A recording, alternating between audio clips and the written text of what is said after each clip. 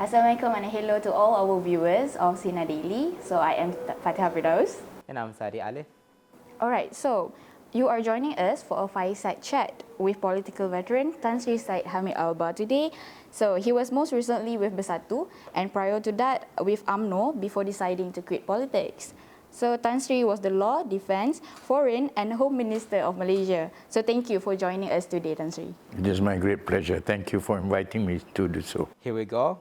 Our first question. How do you see the timing of the 15th general election influencing its outcome for both politicians and the citizens? Thank you very much for that question. It's a very important question because it's a subject that everyone is discussing on a routine and daily basis. But I think what is most important in election, usually under the normal circumstances, elections are decided by the government of the day. That means the leader of the government, whatever it is, and the government will decide what is the best time for them to hold an election so that they can get the majority that they want, to form the government that they want. I see. Then do you, like in your personal opinion, do you think that we are in a good position to hold like G15 this year? I think it's like this. In the case of Malaysia, our politics have become very unique. Our government today is not a government of political parties, but it's a government of individuals led by the Prime Minister who are members of Parliament, or if they are a member of the Senate. So then the party, even though it should be the controlling when the election should be, but the Prime Minister is the person who has to decide. But I think we have got a dilemma in this particular case. The public are having opposite views. Some say it should be held now so that it will provide political stability. Some say no, it should not be held. So I think we have to watch how the government feels about it. But to me, election, usually the timing is what is convenient to your electorate also. That is important. If it is impossible for you to hold an election because of a flood, then you must find some alternative. So you cannot just decide at your own whims and fancies without taking into account public opinion. So public opinion is important, but for public opinion it's up to the government or up to the political parties to decide. But to me, this is a dilemma that has become a controversial subject, a subject of debate. So I think it's interesting. Malaysia has always come up with interest. It's a beautiful country. We have seen how UMNO is like pushing for J15 to be held this year. Then do you think UMNO should consider the people's interest and the fact that the monsoon season is also coming? I think UMNO, they will definitely, like any other political parties, they will look when is the best time it will bring them advantage. You know, since the Prime Minister is the poster boy, they have got already a candidate for the premiership, but they have been judged based on Malacca election, based on Johor election. So of course, I'm not surprised in the way that they want to push through.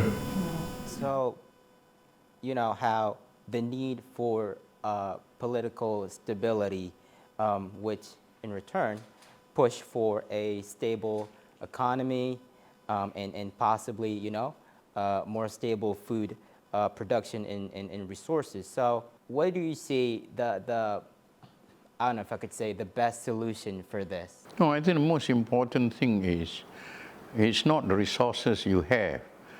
It's what you need to do is in order to ensure success. The solution is to ensure political stability. Without political stability, the economy cannot progress. You cannot map out or chart or draft policies that will be, who will think of the rakyat. You will be involved in too much challenges and problems and controversies. So I think at the bottom line, the most important thing is to have political stability if you want to be able to progress and have very good economic growth. And people will have confidence. Investors would like to put in their money. People have jobs. Their productivity can be increased. So by getting that, the country will have more revenue. The country will have more revenue. Then you can help the masses. So this is the most important thing. And the masses have opportunity to make business, to trade, to get good education. So I think it's a mix of all kinds of approaches, initiatives in order to ensure that the country progress forward. Do you feel like that answer your question? Yeah, totally. And someone tells me that, yeah, you have a good question. The next question really kind of just, yeah, would wrap. Please, just. We have read each other very well. Right, it is. All right, Tan Sri. So before we end part 1 for this interview, we would like to ask you, what should the rakyat expect from their leaders, politicians, and like representatives? Like, how should they ensure like they get what they want? I think the most important thing if you want to become a leader is to have honesty, to have integrity. When you're given the opportunity to manage, you have good governance. You must not be corrupt. These are all important issues. And then you must have the skill to manage. To become politicians, you must not think of yourself. If you are people, wakil rakyat, whether in the Senate or you are in Dewan Rakyat, you are not yang berhormat to yourself. You are not the honorable to yourself. You should be honorable to the public who have put you there. You are the one that represents their voice and supposed to do good for them, not for yourself. The most important thing is, I think there are 4 elements in Islam. If you look at Islam, first of all, if you want to be a good leader, you must be siddiq, benar. That means you must speak the truth all the time. And then amanah. You must be trustworthy. And then tabligh. Tabligh, which means you must be able to communicate. You must be able to tell the public what you are doing, how you are doing. You listen to the public. You can engage the public. And last, tabligh and fatana. If you have got hundreds of degrees, it does not matter. The most important thing is you must have wisdom. Kebijaksanaan in Malay. In Arabic, it's fatana. If you have got a combination of these, then you can lead the people very well. You must tell the people what is the problem. If the people ask you a question, you must answer the question. You must be able to provide them solutions. Not you tell them, you should know the solution yourself. That is not right. So I think your generation, anyway, is a generation that is full of questions. And I think as a netizen today, or netizen of social media, you are not judged only by ordinary person. The netizen make his own judgment, which I think is a good development if you want to have a healthy democracy.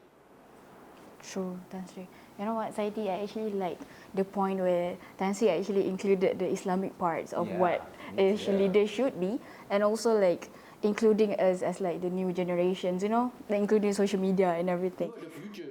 Oh, thank you. So We are the world. okay, well, so that's all for the first part of our Fireside Chat with Tan Sri Syed Hamid Albar. So because we actually have a lot more questions to ask you, Tan Sri, but unfortunately time is cutting short. So, but don't worry, stay tuned for part 2 coming soon. Thank you. Thank you for being us with here.